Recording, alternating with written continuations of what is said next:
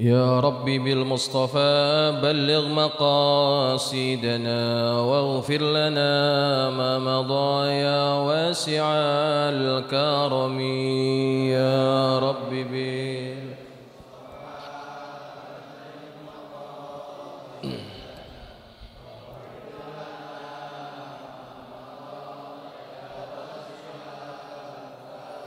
يا ربي هيئ لنا من أمرنا رشدا واجعل معونتك الحسنى لنا مددا يا ربي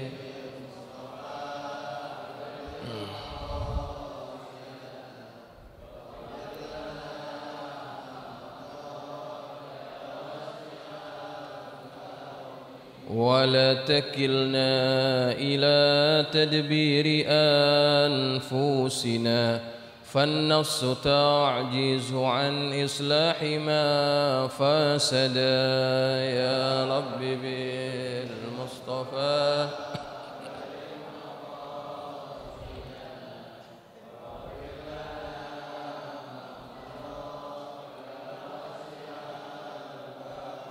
أنت الكريم وقد جهزت يا أملي إلى أيادك وجها سائلا ويدا يا رب بالمصطفى بلغ مقاصدنا واغفر لنا ما مضى يا واسع الكرم اللهم صل وسلم وبارك عليه وعلى آله. الفاتحة علانية. إن الله يفتح علينا فتوح العارفين ويفقهنا وإياكم في الدين ويرزقنا كمال الإخلاص واليقين. ثم الفاتحة إلى روح سيدنا وحبيبنا رسول الله محمد بن عبد الله وعلى آله وأصحابه ومن والاه. ثم إلى أرواح الأولياء والشهداء والصالحين والعلماء العاملين من مشارق الأرض إلى مغاربها. وثم إلى روح مؤلف هذا الكتاب الإمام النووي بأن الله يتغشاه بالرحمة والمغفرة وأن يعين علينا من بركاته وأسراره وعنوانه وعلومه ونفحاته في الدين والدنيا والآخرة. ثم إلى أرواح مشايخنا ومعلمينا الحبيب عبد الرحمن بن أحمد السقاف وثم إلى روح محمد شافعي هدامي وثم إلى روح أبو شكر رملي وثم إلى روح حسن رزقي وثم إلى روح الحبيب علي بن عبد الرحمن السقاف وثم إلى روح شافعي الأمصير وأن الله يتغشاهم بالرحمة والمغفرة. وإلى حضرة النبي الفاتحة. أعوذ بالله من الشيطان الرجيم. بسم الله الرحمن الرحيم. الحمد لله رب العالمين الرحمن الرحيم مالك يوم الدين إياك نعبد وإياك نستعين اهدنا الصراط المستقيم صراط الذين أنعمت عليهم غير المغضوب عليهم ولا الضالين آمين. السلام عليكم ورحمة الله وبركاته. الحمد لله رب العالمين وبه نستعين على أمور الدنيا والدين والصلاة والسلام على أشرف المرسلين سيدنا ومولانا محمد وعلى آله وأصحابه أجمعين. سبحانك لا علم لنا إلا ما علمتنا إنك أنت العليم الحكيم. رب اشرح لي صدري ويسر لي أمري واحلل عقدة من لساني يفقه قولي. أما بعد فإن أصدق الحديث كتاب الله تعالى وخير الهدي هدي محمد صلى الله عليه وسلم وشر الأمور محدثاتها وكل محدثة بدعة وكل بدعة ضلالة وكل ضلالة في النار. Hadirin jamaah yang dirahmati Allah sekalian, alhamdulillah kita panjatkan syukur kehadirat Allah Subhanahu wa taala yang hingga saat ini kita masih dalam keadaan sehat walafiat, kita dalam keadaan beriman kepada Allah, dan juga Allah mudahkan kita semuanya dengan taufik daripadanya untuk hadir di majlis yang mulia ini. Semoga niat kita datang ke tempat ini mencari ilmu, Allah kurniakan kita ilmu yang bermanfaat, dan mudah-mudahan hadirnya kita di majlis ini Allah angkat darajat kita, Allah gugurkan segala dosa dan kesalahan kita. Amin, Allahumma amin. Jamaah sekalian yang dirahmati Allah, malam ini kita akan menyambung pembahasan daripada hadis yang ke-23. Ahlan.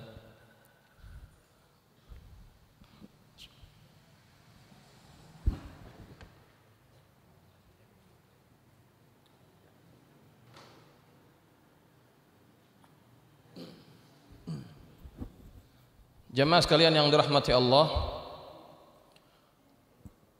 pada pertemuan yang terakhir, yaitu pada minggu yang lalu, kita berhenti pada bahagian pertengahan daripada hadis yang ke-23.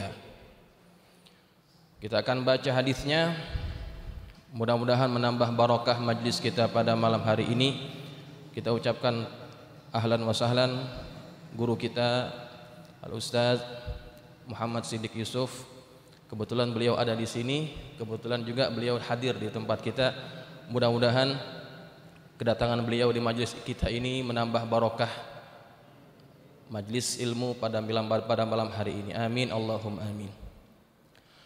Bismillahirrahmanirrahim. Qala al-musannif rahimahullahu ta'ala wa nafa'ana bi ulumihi fid dharain. Amin. Qala radhiyallahu ankum an Abi Malik al-Harith ibn Asim al-Ash'ari radhiyallahu anhu qala qala Rasulullah sallallahu alaihi wasallam at-tuhuru syatrul iman walhamdulillahi tamla'ul mizan wa subhanallahi walhamdulillahi tamla'u aw tamla'ani ma bainas sama'i wal ardi was-salatu nurun was-sadaqatu burhanun was-sabru diya'un wal qur'anu hujjatun laka aw 'alaika kullun nasi yaghdu faba'i'un nafsahu famu'tikuha aw mubiquha. Rawahu Muslimun.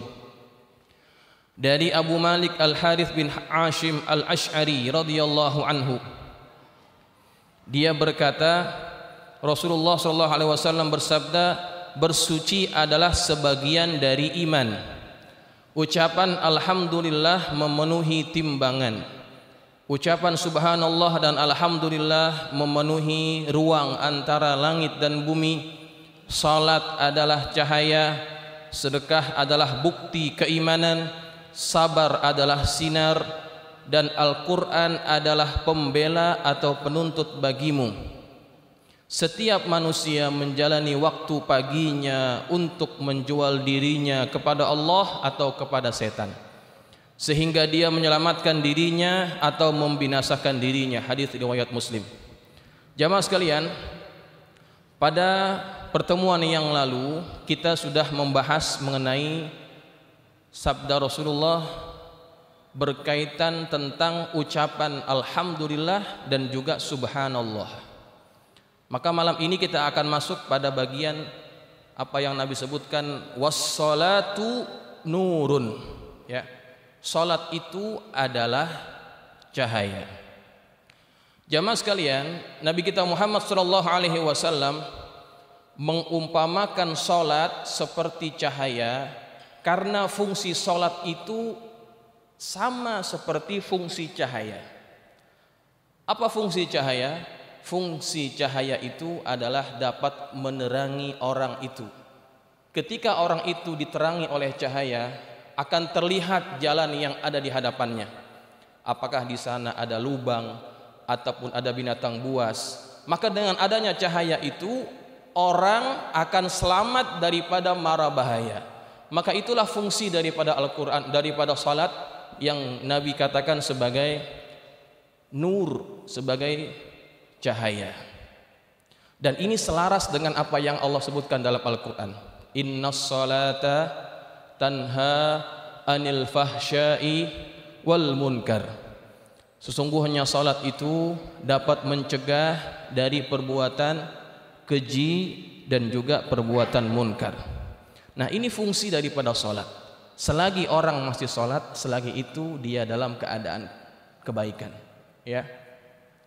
Kemudian jamaah sekalian yang dirahmati Allah, sholat ini juga Allah sebutkan dalam Al-Quran, apabila orang yang mengerjakannya dengan tulus dan ikhlas dan diiringi dengan kekhusyuan, sholat itu akan memberi bekas pada dirinya. Simahum fi wujuhihim min atharis sujud, akan ada bekas, ya, terlihat pada wajah mereka. Dari apa? Min atharis sujud, daripada bekas sujudnya. Bekas sujud di sini maksudnya bekas yang mana? Tanda yang mana? Atharis sujud pada ayat ini dipahami oleh para ulama tafsir adalah adanya haibah, adanya kewibawaan dari orang yang sholat, sehingga orang lain ketika melihat orang tersebut merasa gerun kalau dalam bahasa orang Melayu, ya, merasa ta'zim kepada orang tersebut. Itu daripada apa? Daripada atharis sujud, bekas sujud. Bukan, minta maaf, bukan dahi yang hitam, ya. Kalau yang hitam itu bukan maksud daripada ayat yang tadi saya bacakan, atharis sujud. Memang kalau kita banyak sujud, apalagi kita sujud dengan cara ditekan, dahi kita akan hitam. Tapi bukan itu maksudnya. Ya, maksud daripada ayat tersebut adalah ketika orang baik sholatnya, cahaya daripada sholat akan nampak daripada diri orang itu. Cahaya maknawi, cahaya yang tidak terlihat. Ketika orang itu berhadapan dengan orang lain, orang yang dihadapi itu akan menghadapinya dengan perasaan ta'zim dan juga hormat. Ya, itu bekas daripada salat yang Nabi gambarkan sebagai nur, as-salatu nurun. Kemudian fa idza hafazal muslim 'ala salati ma'al jama'ati kanat lahu nuran 'ala nurin. Kemudian apabila orang tersebut, orang mukmin itu melaksanakan salat dalam keadaan berjamaah, maka dia akan mendapatkan cahaya di atas cahaya, ya. Ini kita jadikan renungan, terutama pada bulan Sya'ban ini, yang Nabi katakan dia adalah bulan yang kebanyakan manusia itu lalai daripadanya. Biasakan untuk kita melaksanakan sholat berjamaah, karena sholat berjamaah itu akan menjadikan diri kita mendapatkan cahaya di atas cahaya. Nabi pernah bersabda dengan hadisnya, man shallas shalawatil khamsi fi jama'atin, barang siapa yang sholat 5 waktu berjamaah, jaza 'alas sirati kal barqil lami'i, maka dia akan melintasi sirat atau titian nanti pada hari akhirat seperti apa? Kal barqil lami', seperti sambaran kilat, begitu cepatnya. Fi awwali zumratin minas sabiqin, dia akan bersama golongan rombongan yang pertama ketika melintasi titian itu. Wa jaa yaumal qiyamati kal qamari lailatal badri, dan dia akan datang pada hari kiamat seperti cahaya bulan pada ketika dia purnama. Cahayanya jelas, terang. Ini cahaya datang kepada siapa? Kepada orang-orang yang menjaga salat berjamaah, ya. Maka ini juga kenapa Nabi sebutkan as-salatu nurun, salat itu cahaya. Karena pada hari akhirat Allah juga akan memberikan cahaya kepada orang itu. Di dunianya cahaya maknawi, pada akhirat nanti Allah berikan cahaya hissi. Kelihatan bahwa orang tersebut ahli salat, apalagi orang itu adalah ahli salat berjamaah, ya. Maka ini juga menjadi sunnah Rasulullah yang Nabi tidak pernah tinggalkan. Sunnah maksudnya adalah jalan hidup, bukan hukumnya sunnah ya. Sunnah maksudnya jalan hidup Nabi. Nabi tidak pernah tinggalkan sholat berjamaah kecuali ketika Rasulullah dalam keadaan sakit. Ketika itu Nabi tidak mampu memimpin sholat berjamaah, Nabi suruh sahabat yang lainnya untuk mengimamkan sholat. Selain daripada itu, dalam keadaan mukim atau dalam keadaan musafir, Nabi tidak pernah meninggalkan sholat berjamaah. Pernah satu ketika ada sahabat Nabi yang bernama Abdullah bin Ummi Maktum, buta orangnya, datang berjumpa Rasulullah, minta izin. Minta izin untuk apa? Untuk diizinkan tidak hadir sholat berjamaah. Alasannya apa? Ya Rasulullah, mata saya buta, tidak ada orang yang mendampingi saya untuk datang sholat berjamaah ke masjid. Sedangkan di Madinah ini masih banyak binatang buas, masih banyak sumur-sumur. Aku takut kalau itu memudaratkan diriku. Maka kemudian Rasulullah mengizinkan dia. Ketika dia berpaling ingin pulang, dipanggil lagi. Apa kata Nabi? Hal tasma'un nida? Apakah kamu masih bisa mendengar suara azan? Saya masih bisa mendengar ya Rasulullah. Artinya apa? Rumah dia dengan masjid kalau masih dapat didengar suara azan, itu ukurannya belum terlalu jauh. Waktu itu kan tidak ada apa? Tidak ada pengeras suara. Bilal kalau kalau azan dia naik ke menara, dia lantangkan suaranya sampai ke negeri di sekitar kota Madinah. Nabi tanya, hal tasma'un nida? Apakah kamu masih bisa mendengar dari rumahmu suara azan? Masih ya Rasulullah. Fa'ajib, kata Rasulullah. Maka datangi, tidak ada uzur bagi kamu. Nabi tidak mengizinkan sahabat yang buta ini ketika dia minta izin kepada Rasulullah untuk tinggal salat berjamaah. Artinya apa? Nabi sangat mementingkan salat berjamaah ini. Apa yang akan kita berikan alasan kepada Rasulullah nanti pada hari akhirat? Ketika Rasulullah tahu bahwa kita tidak mementingkan salat berjamaah ini. Padahal mata kita bisa melihat, kaki kita bisa berjalan, rumah kita tidak jauh daripada masjid, kendaraan pun ada kalau kita mau pakai.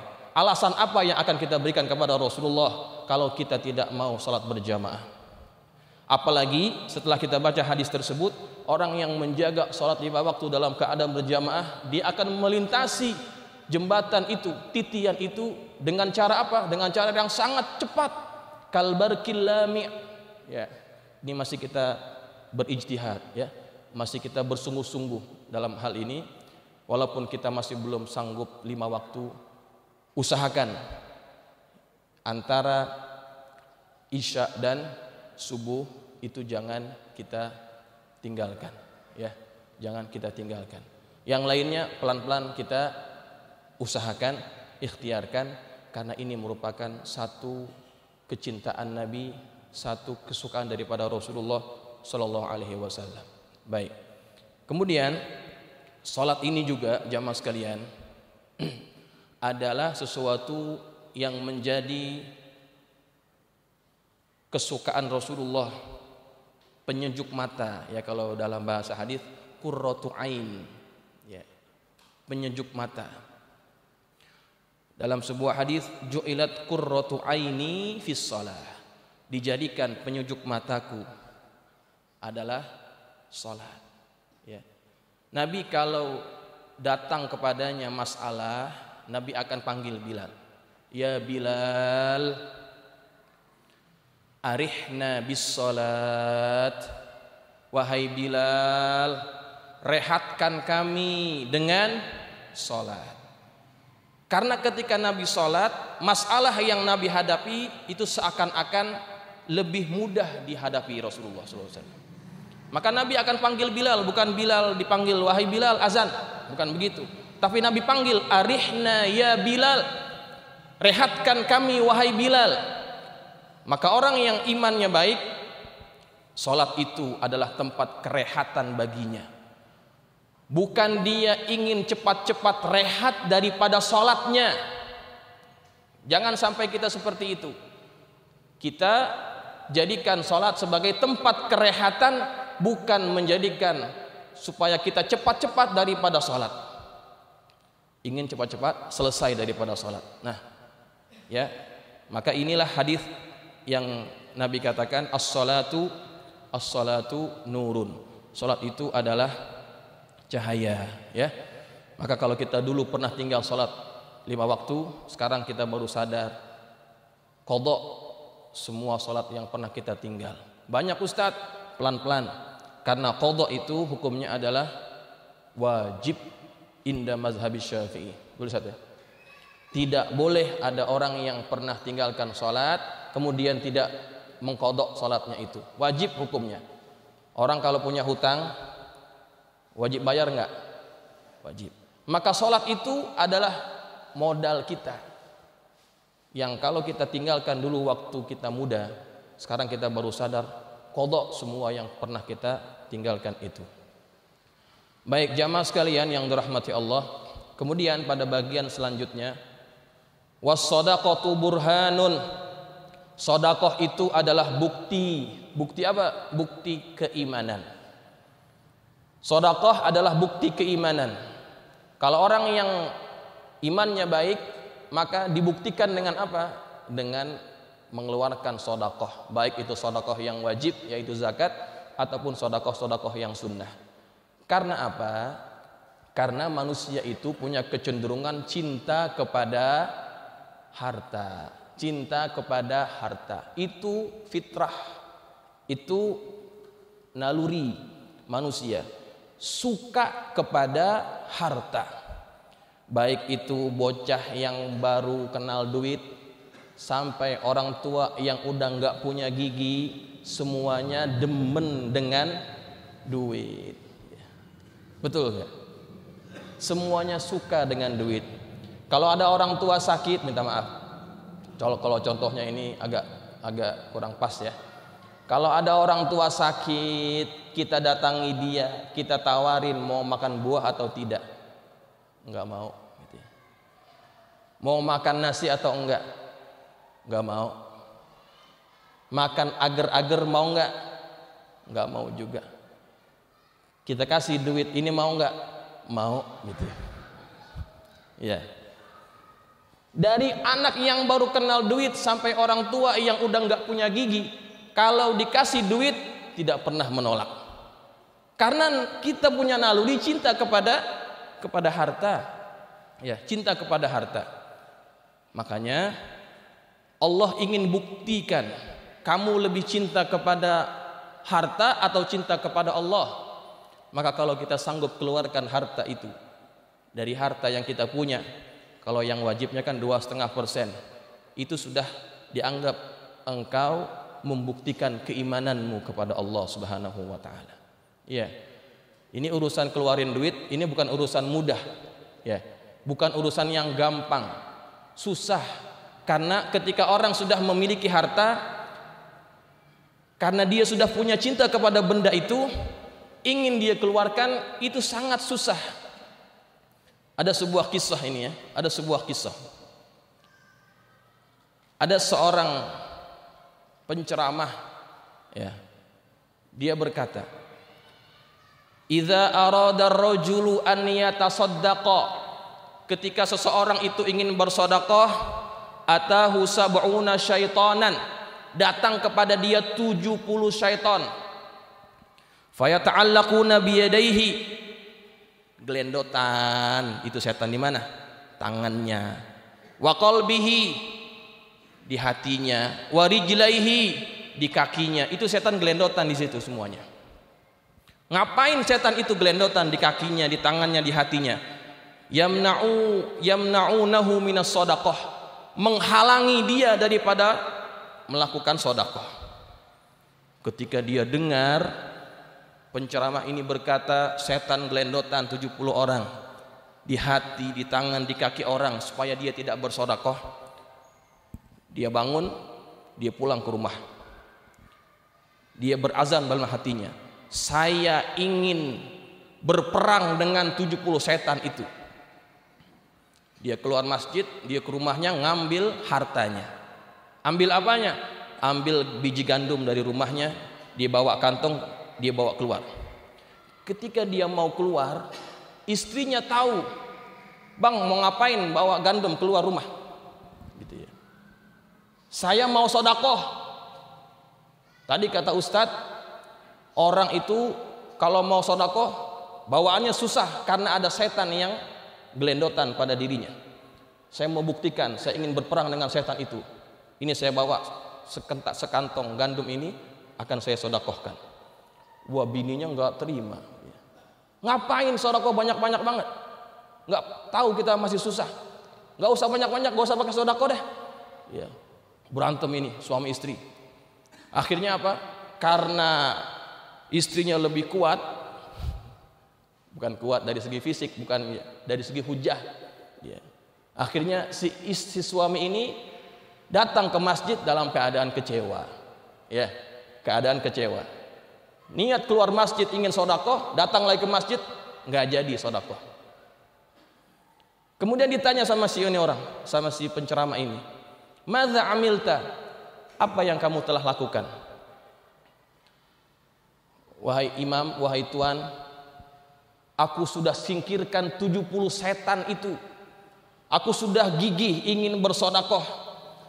Fajaat ummuhum. Yang 70 sudah saya kalahin, tapi ibunya datang. Ibunya setan datang. Saya kalah dengan ibunya, gitu katanya. Ya. Jadi rupa-rupanya setan itu ada juga yang dalam bentuk manusia yang menghalang orang dari buat kebaikan. Kadang-kadang itu pasangan hidup kita, baik itu istri kita ataupun suami kita, kadang-kadang anak kita. Ini semua kalau menghalang kita daripada berbuat kebaikan itu namanya setan. Kalau istri kita yang menghalang kita itu namanya istri setan. Kalau suami yang menghalang kita dari buat kebaikan namanya suami setan, ya. Jadi segala-gala yang menghalang kita daripada kebaikan itu namanya setan, baik itu jin ataupun daripada bangsa manusia. Ya. Nah, jadi ketika orang ingin berbuat kebaikan tidak akan selalunya mudah. Akan ada halangan demi halangan. Maka buktikan keimanan kita dengan pahala yang Allah janjikan, ya. Kan banyak sangat ya, banyak sangat Allah sebutkan dalam Al-Quran. Ganjaran-ganjaran orang yang bersodakoh, tidak akan pernah orang yang bersodakoh itu rugi dengan sodakoh yang dia keluarkan.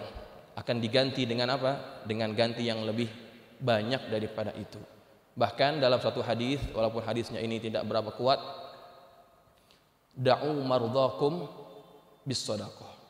Obati penyakitmu dengan penyakit. Dan ini sudah diuji ataupun diamalkan dan memang mujarrab, ya, mujarrab. Bahwa sedekah itu dapat menyembuhkan penyakit. Ini terjadi di Saudi Arabia. Ada seorang perempuan yang divonis oleh dokter, dia menderita kanker yang sudah diputuskan bahwa dia harus menjalani operasi pengangkatan kankernya itu. Nah, dia punya pembantunya orang Indonesia. Ini pembantu diperhatikan sama majikannya, kalau ke kamar mandi lama banget gitu ya. Kemudian ditanya, kamu buat apa dalam kamar mandi? Ketika kau masuk keluarnya lama. Ketika ditanya terus gitu, baru dia terus terang. Wahai tuan, wahai puan, gitu ya. Saya ini baru melahirkan anak. Anak saya baru berapa bulan di kampung saya tinggal. Karena saya harus kerja cari nafkah. Nah, payudara saya ini selalu penuh dengan air susu yang harusnya diminum sama bayi. Dan air susu itu kalau tidak diminum penuh dan sakit. Ya. Tanya dah sama orang yang punya payudara. Sakit nggak kalau air susunya tidak diminum? Sakit. Maka Setiap kali dia masuk kamar mandi, ketika air payudaranya penuh itu dibuangi air susunya sampai habis. Itu yang dilakukan sama si pembantu ini. Kemudian kata majikannya, dia tersentuh dengan cerita orang ini. Ya sudah, kalau begitu kamu pulang ke rumah, pulang kampung. Lalu bagaimana dengan saya? Saya kan harus menafkahi keluarga saya. Kamu pulang ke rumah, susui anakmu, besarkan dia. Gaji kamu saya bayar selama kamu tinggal di kampung. Tidak kerja, gajinya diberikan selama dia menyusui anaknya. Pulang, diberikan, pulang. Nah, kemudian pada hari di mana dia harus menjalani operasi itu, dia datang lagi ke hospital, di rumah sakit untuk mengecek keadaan terakhir dari payudaranya itu, daripada kankernya itu. Ketika dicek, Masya Allah, Tabarakallah, tidak kelihatan sel kanker yang sebelumnya harus diangkat daripada diri orang itu. Tidak nampak lagi, dan akhirnya diputuskan dia tidak perlu operasi. Karena apa? Tidak kelihatan. Coba, ini satu kisah nyata yang terjadi pada zaman baru-baru ini juga, bahwa apa yang Nabi sebutkan, da'u mardakum bis shadaqah, itu betul-betul paten, mujarab, ya. Obati penyakitmu dengan sedekah, ya. Karena yang menyembuhkan siapa? Allah Subhanahu wa taala. Itu salah satu ikhtiar kita. Selain ikhtiar, kita pergi ke dokter mencari pengobatan. Jadikan itu sebagai wasilah untuk kita mendapatkan obat, baik itu obat penyakit zahir ataupun penyakit batin kita. Baik jamaah sekalian yang dirahmati Allah, pada bagian yang selanjutnya Nabi kita Muhammad SAW menyebutkan was-sabru diyaun. Sabar itu adalah cahaya, ya. Sabar itu adalah cahaya. Nah, perkara sabar ini para ulama membahagikan kepada 3. Sabar ketika melaksanakan ketaatan, sabar ketika meninggalkan maksiat, dan sabar ketika diberikan ujian. Ya, ketiga perkara ini harus ada yang namanya sabar. Bapak-bapak datang ke tempat ini, ke majelis ini, kalau tidak sabar tidak akan pernah sampai ke sini. Ada pergolakan batin antara keinginan untuk datang dengan tidak. Ya. Kalau kita tidak sabar, kita turuti hawa nafsu kita, tidak akan sampai kita ke sini. Ya.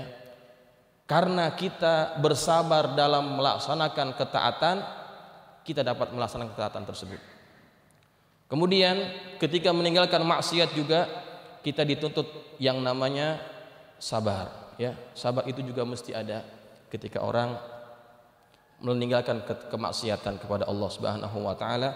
Yang terakhir adalah sabar ketika diuji oleh Allah Subhanahu wa taala. Dan ini juga cukup berat, ya. Karena selalunya manusia itu tidak mudah menerima apa-apa yang Allah takdirkan kepada dirinya. Ya, makanya kata Imam Ali, di antara ciri orang yang bertakwa apa? Ar-ridha bil qalil. Dia menerima dengan yang sedikit. Maksudnya segala ketentuan yang tidak disukai oleh dirinya, orang yang bertakwa itu mesti menerima ketentuan itu. Maka di situ letaknya apa? Letaknya sabar, ya. Jamaah sekalian yang dirahmati Allah, ada sebuah riwayat bahwa Nabi Musa alaihissalam dia berkata kepada Allah, Ilahi, wahai Tuhanku, ayyu manazilil jannati ahabbu ilaika. Tingkatan surga yang paling engkau cintai itu tingkatan yang mana? Allah berkata, Haziratul Qudus. Haziratul Qudus namanya. Kata Nabi Musa, siapa yang menempati tempat tersebut? Siapa yang menempati tempat yang engkau cintai itu? Kata Allah, Ashabul Masaib, Orang yang menempati tempat tersebut adalah orang-orang yang diuji oleh Allah. Ya Rabb, manhum, siapa mereka wahai Tuhan? Kata Allah, alladzina idza tuliyat, alladzina idza talaituhum, alladzina idza ibtalaituhum, mereka-mereka yang kalau aku uji mereka sabaru, mereka bersabar. Wa idza an'amtu alaihim, kalau aku berikan nikmat kepada mereka syakaru, mereka bersyukur. Wa idza asabathum musibah, kalau menimpa kepada mereka musibah qalu, mereka berkata inna lillahi wa inna ilaihi raji'un. Ya, inilah ucapan yang harus kita ucapkan setiap kali kita ditimpa musibah, bukan hanya ketika mendengar kematian. Kalau kita mendapatkan musibah, bahkan Nabi digambarkan dalam satu hadis pernah satu kali pelitanya mati. Kemudian Nabi mengucapkan inna lillahi wa inna ilaihi raji'un. Aisyah berkata, ya Rasulullah, kenapa engkau ucapkan itu? Ini termasuk daripada musibah, kata Rasulullah SAW. Ya, kita kembalikan kepada Allah, karena hakikatnya kita ini adalah hamba yang hanya dititipkan oleh Allah Subhanahu wa taala. Semua yang kita punya itu pada hakikatnya bukan milik kita, tetapi hanya titipan daripada Allah. Kapan saja Allah ingin ambil, baik itu anak kita, baik itu harta kita, baik itu istri kita, kalau Allah ingin ambil itu daripada kita, itu terpulang kepada Allah, karena semua adalah milik Allah Subhanahu wa ta'ala. Ya. Al-Imam Asy-Syaikh Sa'id Ramadan Al-Buti, ya, dia pernah didatangi oleh seseorang, entah saya pernah cerita atau belum di sini nih, kisah yang ini nih. Dia didatangi oleh seorang, nunggu sudah Syekh Buti di depan. Setelah dia selesai ngajar, dicegat, wahai Syekh, saya ini baru kehilangan anak sematawayang. Padahal saya sudah patuh pada Allah, saya sudah ikut segala aturannya. Tapi kenapa anak saya diambil oleh Allah Subhanahu wa taala? Allah tidak adil sama saya. Kemudian Syekh Buti berkata kepada orang ini, aku ingin tanya kepada kamu dua pertanyaan. Apakah engkau hidup di dunia ini atas syarat yang engkau berikan atau atas syarat yang Allah berikan? Dia tidak dapat menjawabnya. Kemudian kata Syekh Buti, kalau engkau menjawab bahwa engkau hidup di dunia ini atas syarat yang engkau berikan, ya Allah, aku sudah patuh, aku sudah taat, maka jangan engkau uji. Kalau engkau itu mensyaratkan kepada Tuhan, engkau tidak layak menjadi hambanya. Tidak boleh seorang hamba itu mengatur Tuhan. Hamba itu adalah hanya dapat menjalankan segala aturan daripada Tuhan. Kalau kita masih ngatur-ngatur Tuhan, jangan jadi hambanya, jadi Tuhan.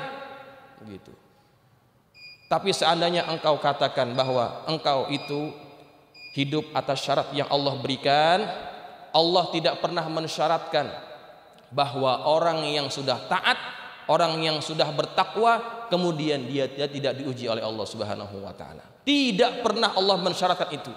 Bahkan sebaliknya, semakin orang itu baik takwanya kepada Allah, semakin baik imannya kepada Allah, Allah akan uji sejauh mana jujur imannya itu kepada Allah Subhanahu wa taala. Ahasiban nasu ayyutraku ayyaqulu amanna wa hum la yuftanun. Apakah manusia itu menyangka ketika mereka sudah berkata beriman kepada Allah, kemudian mereka tidak diuji? Tidak. Semakin mereka mengakui keimanannya, Allah akan uji sejauh mana kejujurannya itu. Ya, maka kalau kita diuji oleh Allah, ingat, kita ini hamba, kita tidak dapat memilih dan memilah apa yang harus kita jalani. Itulah ketentuan daripada Allah Subhanahu wa taala. Terima dengan hati yang redha, gitu ya. Nah, kemudian pada bagian akhir ini, karena sudah habis waktu Sudah masuk waktu Isya, saya ingin cepatkan. Yang terakhir adalah wal Qur'anu hujjatun laka au 'alaika. Al-Qur'an itu dapat menjadi hujjah bagimu atau bahkan dia akan menghujatmu atau mendakwa kita. Itu pilihannya ada dua. Quran ini akan menjadi pembela kita atau bahkan dia akan mendakwa kita. Dia akan jadi pembela kita kalau kita baca Quran dan kita amalkan isinya, maka Al-Quran ini akan datang pada hari kiamat menjadi pembela kita. Iqra'ul Quran fa innahu ya'ti yaumal qiyamati syafi'an li ashabihi. Bacalah oleh kalian Quran, karena Al-Quran ini nanti pada hari kiamat akan datang kepada orang yang suka membacanya dan mengamalkannya. Menjadi apa? Menjadi pembela bagi dirinya, pembela bagi orang yang senantiasa membaca Al-Quran. Ya. Tapi kalau kita tidak membacanya, apalagi kita tidak mengamalkan isinya, Al-Quran ini akan menghujat kita, Dia akan menarik kita masuk ke dalam neraka Allah Subhanahu wa taala. Kata Nabi, "Man ja'alal Qur'ana amamahu qadahu ilal jannah." Barang siapa yang menjadikan Quran itu di hadapannya, artinya jadi pedoman baginya, qadahu ilal jannah, dia akan membimbing dia masuk ke dalam surga Allah Subhanahu wa taala. Wa man ja'alal Qur'ana wara'a zahrihi saqahu ilan nar.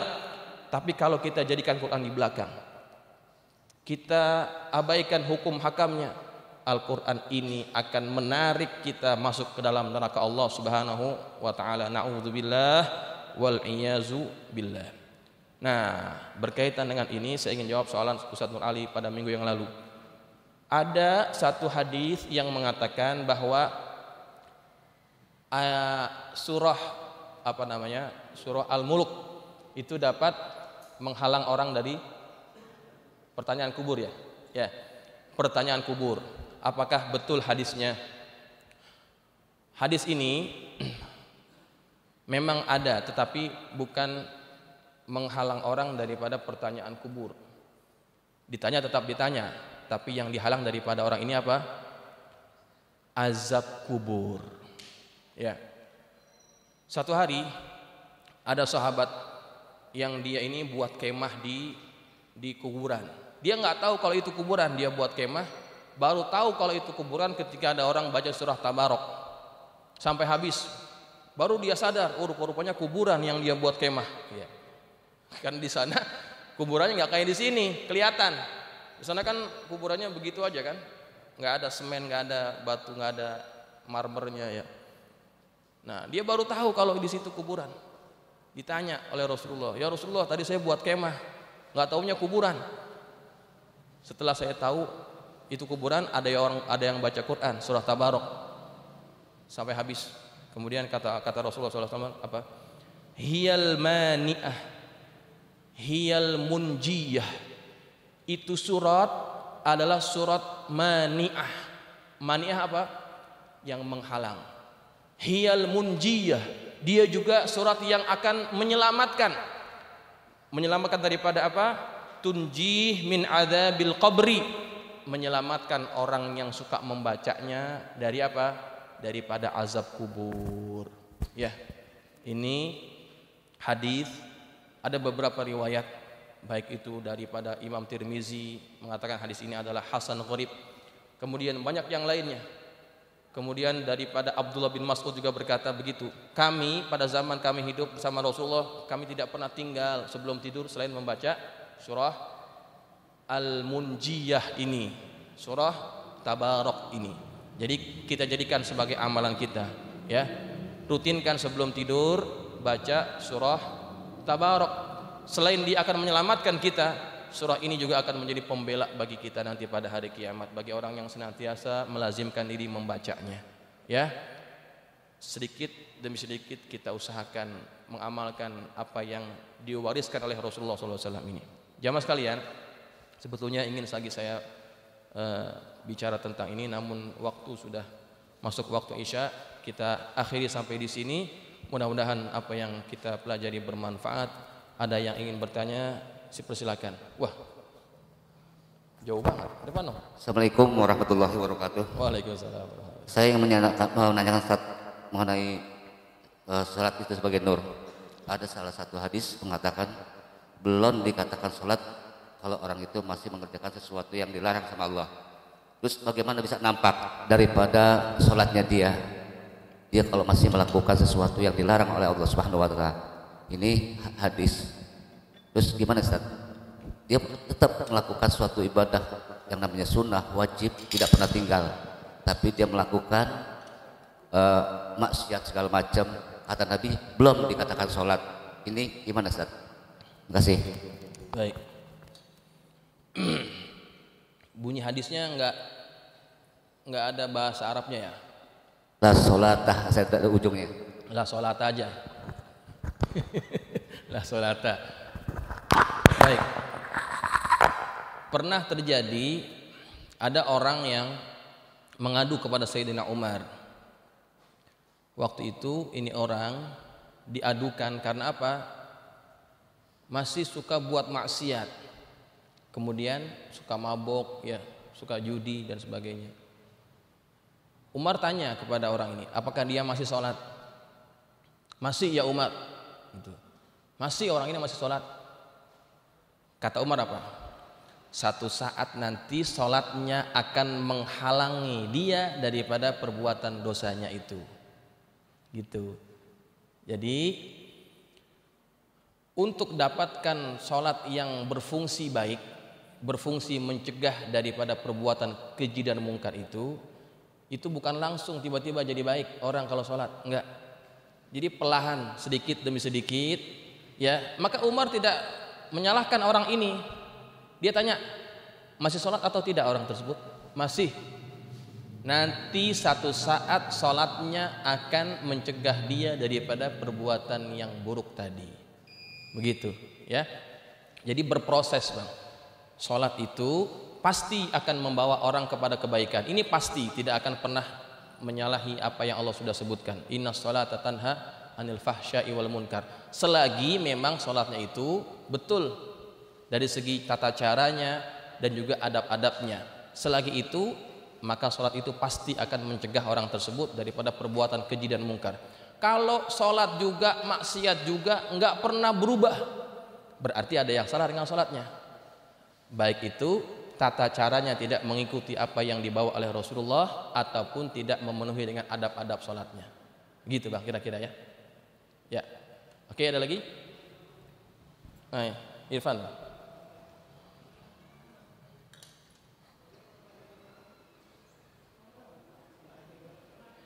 Nggak apa-apa ya, kita lewat sedikit ya. Ini kan ngaji terakhir nih. Ngaji terakhir. Ya, Assalamualaikum warahmatullahi wabarakatuh. Saya tidak akan bertanya tentang apa yang telah disampaikan pada malam ini di dalam pelajaran. Mengingat pentingnya dan sedikit lagi bulan Ramadan, maka saya akan bertanya masalah Ramadan atau puasa. Yang saya akan tanyakan adalah ada salah satu hadis yang berbunyi man fariha biduhu li Ramadan haramallah jasadahu 'alan niran. Mudah-mudahan hadis ini sahih saja. Jadi apa bentuk gembira terhadap Allah agar jasad kita diharamkan tersentuh api neraka? Baik. Man fariha bidukhuli Ramadan haramallahu jasadahu 'alan niran. Ini hadis gacauan. Hadis gacauan para penceramah. Setiap kali bulan Ramadan pasti itu. Wah, man fariha. Udah diapalin. Hadisnya, minta maaf saya mesti jelaskan karena ini amanat ilmu. Hadis ini adalah hadis yang dinilai oleh para ulama sebagai hadis yang palsu. Hadis yang palsu. Di mana kita dapat hadis ini, kita dapat baca? Bisa dilihat dalam kitab Durratun Nasihin. Ada itu hadis. Nah, kitab ini sudah dikaji dan diteliti oleh para ulama. Di antaranya yang meneliti kitab ini, kualitas hadisnya adalah guru kami, yaitu Dr. Lutfi Fathullah, yang itu menjadi tesis S3-nya. Itu dinilai sama beliau. Nah, kebetulan yang menuliskan kitab Durratun Nasihin ini bukan ulama yang mendalam ilmunya, apalagi dalam bidang hadis. Dia hanya sebagai apa? Pencerita, ya. Jadi dia paling suka memasukkan hadis-hadis yang agak-agak gharib, agak-agak yang janggal-janggal gitu. Itu dimasukkan dalam kitabnya. Nah, dipakai oleh para pendakwah, ya, dijadikan bahan ceramah. Nanti akan kita sampaikan biasanya akan disampaikan juga itu. Barang siapa yang sholat tarawih malam pertama pahalanya ini, tarawih malam kedua pahalanya ini, tarawih ketiga pahalanya ini. Itu semuanya palsu. Itu banyak disebutkan dalam hadis Durratun Nasihin. Jadi kita harus berhati-hati karena ada satu hadis yang Nabi sebutkan, man kadzaba alayya muta'ammidan falyatabawwa maq'adahu minan nar. Barang siapa yang berdusta atas namaku secara sengaja, maka dia sudah menyiapkan tempatnya di neraka jahanam. Nauzubillah wal iyazu billah. Gitu ya. Satu lagi Ustaz ya. Boleh. Selama ini kita selalu konsen membayar zakat kepada panitia di masjid atau kepada orang-orang tua di sekitar kita. Pertanyaan saya, bolehkah kita membayar zakat kepada saudara kandung kita yang fakir miskin dan juga kepada orang tua kandung kita? Ini soalan Ustaz Sidik kan jawab dah. Jangan saya semuanya. Zakat itu boleh diberikan kepada saudara kita, apalagi kalau dia masuk dalam kategori asnaf. Lebih afdal diberikan kepada saudara kita, karena fadilatnya dua, selain membantu dia juga merapatkan silaturahim, dua. Tapi tidak boleh diberikan kepada orang tua. Orang tua itu tidak boleh diberikan zakat, karena orang tua itu masih menjadi kewajiban bagi kita untuk memberikan dia nafkahnya. Tidak boleh kita berikan zakatnya, tidak boleh. Ya, tidak boleh. Kalau saudara masih boleh, saudara masih boleh. Begitu saja. Ya. Ini terakhir, ngaji terakhir nggak apa-apa dah ya, kelamaan dikit.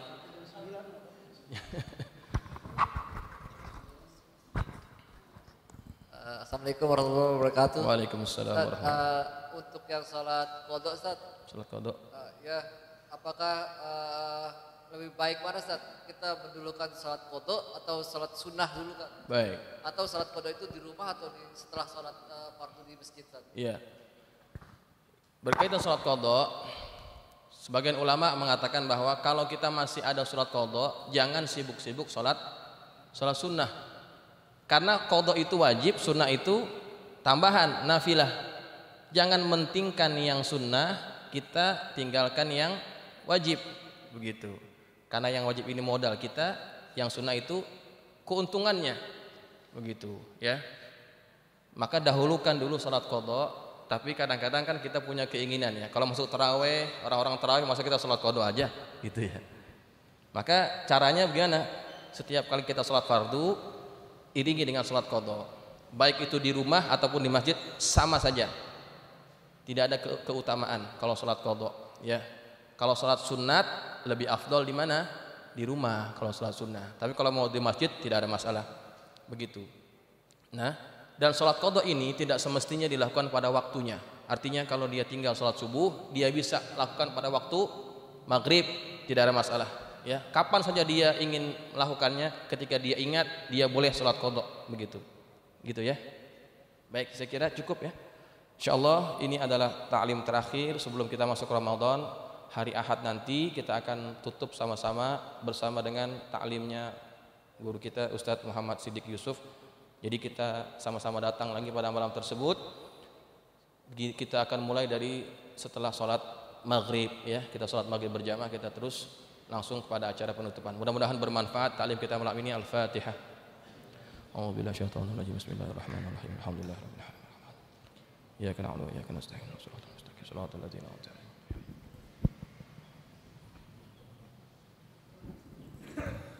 Bismillahirrahmanirrahim. Alhamdulillahirabbil alamin.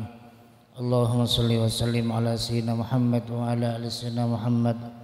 Allahumma rabbana anfa'na bima 'allamtana, rabbi 'allimna alladhi yanfa'una, rabbi faqihna wa faqih ahlana wa qarabatin lana fi dinina. Malkat untha wa dzakar rabbi wafiqna wa wafiqum lima tartadi qawlan wa fi'lan karama wa razuqil kulla halalan daima.